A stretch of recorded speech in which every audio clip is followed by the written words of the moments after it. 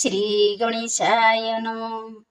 श्रीमद्भागवत महापुराण सप्तम स्कंद षष्ठोऽध्याय। षष्ठे प्रह्लाद तत्त्ववाणी असुर बालक कुहणी।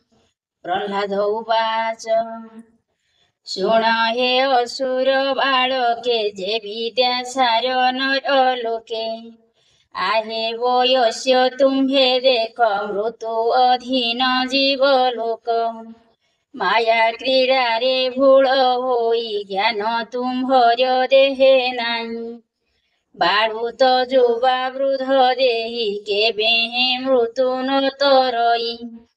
ए भाव चित्ते जे चिंतन्ति अन्ते से कैवल्य लभन्ति। जेवे अशेष ग्रंथ पढ़ी आत्मार गति पथ हुड़ी। पर पर बोली चिंती से मृत्यु मुखे संचरती। जे गुरु कहे शास्त्र मते अर्थ को बुझाई अनर्थे। अज्ञान निद्राता वचने न भांगे शास्त्र अनुमानी। से गुरु वाक्य कार्य किस निष्फल तार उपदेश। आत्म शरीर उदाहरणे न कहे अज्ञान कारणे। ए घेनी आत्मज्ञानी जेते यत्न करती आत्मा हिते। एणु अज्ञानी वचन न माने आत्मज्ञानी जन। अज्ञानी अज्ञान देखाए अंध को अंध जेन्हे बाहे। ज्ञानीर शत्रु मित्र नाही नित्य उदासी पणे थाई। जंतुर कर्मर आयते संपद विपद जुगते। ए मायामय गृहवासे प्राणी जंत्रित मोह पासे। मनर चरणे सांकळी एणु न पारे प्राणी चली। ए माया बंध जा वचने तुटई ज्ञान अनुमानी। से गुरु वचन प्रमाणी तेबे संसारु तरे प्राणी। व्यर्थे क्रीडा नित्य चिंती आयुष क्षय न जानती। एमंत असुर को चाही से प्रहलाद दया बही। कहई भागवत धर्म जेणे टूटई भव भ्रम। शोण बालके मो वचन संसारे जेवा बुध जन। कुमार बाळु भक्ति भरे शरीर नित्य विचारे। मनुष्य शरीर दुर्लभ एणु गोविंदे कर भाव। जे हरि सर्वजीव देहे आत्मा सुहृद प्रिय प्राय। बसई ईश्वर स्वभावे एणु भजिब आत्मलाभे। ए सुख दुख देह जोगे कर्मर बळे ताहा लोभे। तेणे न करी प्रत्यास निरते होइब संतोष। देखो आयुष ए शरीरे छिद्र घटर प्राय झरे। एणु मुकुंद पाद जुगे निरते भज मन जोगे। मरण नित्य सन्निहित ता मुखे न पड़ जंत्रित। जावत सुस्थ ए शरीर वृद्ध अवस्था अछि दूर। जावत ए दुर्लभ देहे इंद्रिय शक्ति नष्ट नुहे। जावत जीवन ए देहे बाळर भोळे क्षय नुहे। तावत आत्मा निस्तारणे यत्न करिब अनुक्षणे। तेबे आत्मार हित करे दुर्लभ मानव शरीरे। ए ज्ञान न बुझी जे हेळे बोले साधी विवृद्ध काळे। गृहे लागिले अग्नि जेने उद्यम कुपर खननी। एमंत अज्ञानी मति केबे सुख न लभंती। ସ୍ୱଭାବେ ଅଳପ ଆୟୁଷ ଜୀବର ସତେକ ବରଷ। ଯେବେ ଅଜ୍ଞାନ ପଣିଥାଇ ଅନ୍ଧ ତମରେ କ୍ଷୟ ଯାଇ। ସ୍ୱଭାବେ ରାତ୍ରେ ନିଦ୍ରା କାଳେ ଅର୍ଦ୍ଧ ଆୟୁଷ ଯାଏ ହେଳେ। ବାଳକ ପୌଗଣ୍ଡ କୋଶରେ 20 ବରଷ ତହୁଁ ହରେ। କାକର ସ୍ୱଭାବ ଏମନ୍ତ କ୍ରୀଡ଼ା ବିନୋଦେ କରେ ଗ୍ରସ୍ତ। ଊଣବିଂଶତି ବୃଦ୍ଧେ ଯାଇ ବଞ୍ଚଇ ଅସମର୍ଥ ହୋଇ। ଅପରେ ଯେଓ ବାର ହୋଇ ତା ଗୃହ ବନ୍ଧେ ପାଶୋରଇ। ଗୃହ ବନ୍ଧନେ ବନ୍ଦୀ ହୋଇ ଆତ୍ମା ଉଧରି ନ ପାରଇ। ଅତି ଯନ୍ତ୍ରିତ ସ୍ନେହ ପାଶେ ଦୁର୍ଜୟ ଇନ୍ଦ୍ରିୟ ବିଳାସେ। ଅର୍ଥ ଅର୍ଜନେ ଅବିରତେ ଲୋଭ ବଢ଼ଇ ତାର ଚିତେ।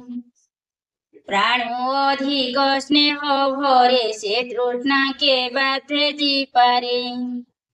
ଯେ ଧନ ଅର୍ଥେ ବିକେ ପ୍ରାଣ ତାହାର ନାହିଁ ପରିତ୍ରାଣ। ତସ୍କର ପଣି ଚୋରି করে ସେବା କରଇ ଯାଇ পরে। বইতে বসি বণিজারে অগাধ সিন্ধু লোভে তরে। নিরতে গৃহ বন্ধে বঞ্চে প্রাণু অধিকে ধন সঞ্চে।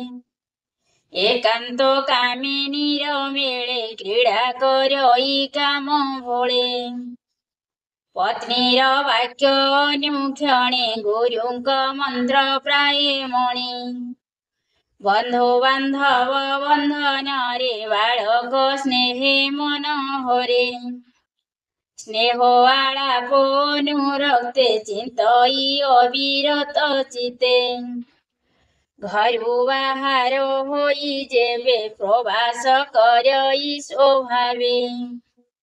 ତହିଁ ଜୀବନେ ସୁସ୍ଥ ନାହିଁ ଭାଳଇ ଗୃହେ ମନ ଦେଇ। ପୁତ୍ର ଦୁହିତା ସ୍ନେହ ଚିତେ ମନଜ୍ଞ ପତ୍ନୀ ଭାବ ଚିତେ। ତାତ ଜନନୀ ଭ୍ରାତା ସ୍ମରେ ଭୋଲେ ଥିବେ କି ମୋ ପୁରେ। ମନଜ୍ଞ ଗୃହ ବସ୍ତୁ ଯେତେ ଜୀବିକା ପଶୁ ଭୃତ୍ୟ ମତେ। ଏ ରୂପେ କୋଶକାରୀ ପ୍ରାୟେ ଅନ୍ତରେ ଅବିରତ ଧ୍ୟାୟେ। লোভে অতৃপ্ত কাম হই জিহ্বা উপস্থ ভাব ধ্যায়ী। তুরন্ত মোহ ভাব চিতে সে প্রাণী ছাড়িবে কেমতে। নিরতে কুটুম্ব পোষণে আয়ুষ ক্ষয় ন প্রমাণে। সর্বদা তাপত্রয়ে দুঃখী কুটুম্ব রাগ ন উপেক্ষী। নিত্যে বিভব ভবে চিন্তে কামে জড়িত বিরতে। পণ্ডিত প্রায়ে সর্ব জানি আত্মার গতি ন প্রমাণে। যে ফল ইহ পরলোকে তা পুଣି জানে শাস্ত্র মুখে। কুটুম্বী পণে গৃহ করে ক্রীড়া বিনোদে সে বিহরে। কুটুম্বগ্রস্ত যাଙ୍କୁ করে উভয় লোক নিস্তরে। বিভিন্ন আত্মা পর ভাবি কাম সংকল্পে অনুরাগী। বিমূঢ় মতি ভাবে ভ্রমে অন্তে পড়ই ঘোর তমি। তুম্ভে সকলে ଏହା জানি আত্মার হিতে মনে গুণী। বিষয় ন করো হো সঙ্গ যে শনি উদধিত রঙ্গ। এ সঙ্গ দূরে পরিহর নারায়ণଙ୍କୁ আশ্রে কর। সে নারায়ণ সর্বধাতা ঈশিতে কৈবল্য দাতা।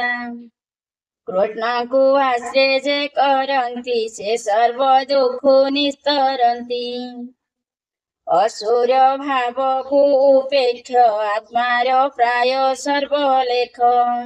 ଏ ବିଷ୍ଣୁ ମାୟା ପାରାବାର ବ୍ରହ୍ମାଣ୍ଡ ବାହ୍ୟ ଅଭ୍ୟନ୍ତର ବ୍ରହ୍ମାଦି ସାଗର ପର୍ଯ୍ୟନ୍ତେ ଅବ୍ୟକ୍ତ ରୂପ ପଞ୍ଚଭୂତେ ଗୁଣ ଅଗୁଣ ଗୁଣ ସାମ୍ୟ ଏ ଆଦି ସର୍ବ ଘଟେ ରମ ବସଇ ଏକ ଆତ୍ମା ହରି ଭୁଞ୍ଜେ ଅବୟ ରୂପ ଧରି आत्मा स्वरूपे सर्वदेहे दृश्य दृश्य भावे रहे निर्देश निर्देश मते कलिके पारिब जगते केवल आनंदानुभवे अशेष देहे सर्वजीवे बाह्य अंतरे व्यापी रहे ऐश्वर्य गुण संगे बहे एघेनी सर्वभूते सार प्राणी विषये दया कर सौहृद भाव धर चित्ते हरि की लभिब जे मते असुर भाव दूर करी जेणे संतोष होए हरि ए भाव दृढ़ करी चित्ते हरि की भज विरते से हरि दोष जाकु चित्ते किबा अलभ्य ए जगते अनंत अव्यक्त महिमा की गुणी देवता उपमा त्रिगुण करे निस्तारण कैवल्य परम कारण संसार मध्य सार सेहि तार चरण अन्य नाही एघेनी कृष्णर चरण प्राणीये पसंती शरण तार चरणे सेवा कर ए विष्णु मायारु निस्तर धर्मार्थ काम वेद मोटे तीनि वर्गर प्राप्ते साधन करी समदम जज्ञान्ति नाना विधि कर्म सत्य वचन वेदवाणी एथे संसार उतरे प्राणी नाना प्रकारे पुण्यदायी जे हरि पादे समर्पयी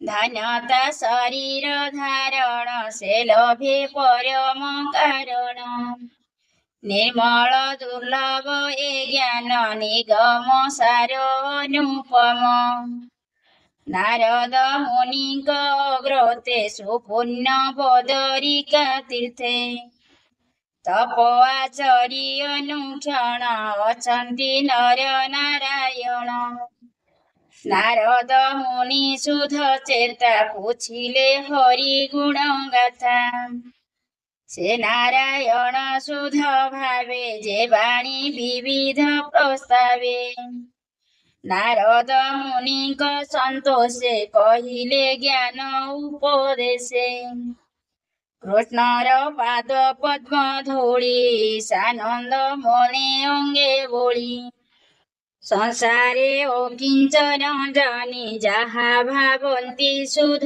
मनि पूर्वे मु नारदଙ୍କ वाणी मातार गर्भे थाई शुणी ए वाणी भागवत कथा शुणन्ते तुटे भव व्यथा भावे कहिली तुम्भ आगे हरि चरित अनुरागे एमन्ते प्रहलाद वाणी भावे असुर पुत्रे शुणी बोलन्ति प्रहलाद आगे तुल्य वयस अनुरागे शुणाए नृपति कुमार आम्भे जे संगते तोहर भिन्न गुरु नाही ए विद्या संपादिलु काहि ए गुरु पुत्रंक चरणे आम्भे जे सेवु अनुक्षणे ताहाक उपदेश जाणु तो एहा केमन्ते ओकाणु तुही तो बालक व्यवहारे निरते थाउ अंतपुरे स्वभावे श्रींक मंदिर देवदानम्बे गोचर तही भितरे थाउ तुही महत संग तोर नाही ତେଣୁ ସଂଶୟ ଆମ୍ଭ ମନ ନିହାର ବଳେ ଯେହ୍ନେ ଦିନ। ତୋହର ପାଦେ ନମସ୍କାର ସଂଶୟ ଛେଦ ତୁ ଆମ୍ଭର। ଏ ମନ୍ଦ ଅସୁର ବାଳକେ ତାର ସମୀପେ ଏକେ ଏକେ। ଚରଣ ଧରି ପଚାରିଲେ ବିଶ୍ୱାସ ବାକ୍ୟେ ପ୍ରବୋଧିଲେ। ଏ ମନ୍ଦ ଭାଗବତ ବାଣୀ ଶୁଣି ସଂସାରୁତର ପ୍ରାଣୀ। ସପ୍ତମ ସ୍କନ୍ଧେ ଭାଗବତ କହଇ ଦାସ ଜଗନ୍ନାଥ। ଇତି ଶ୍ରୀମଦ୍ ଭାଗବତେ ମହାପୁରାଣେ ପରମହଂସ ସହିତୟା ସପ୍ତମ ସ୍କନ୍ଧେ ପ୍ରହ୍ଲାଦ ଚରିତ ନାମ ଷଷ୍ଠୋଧ୍ୟାୟ। ପ୍ରତିଦିନ ଭାଗବତ ବାଣୀ ଶୁଣିବାକୁ ହେଲେ ଚ୍ୟାନେଲଟିକୁ ସବସ୍କ୍ରାଇବ କରନ୍ତୁ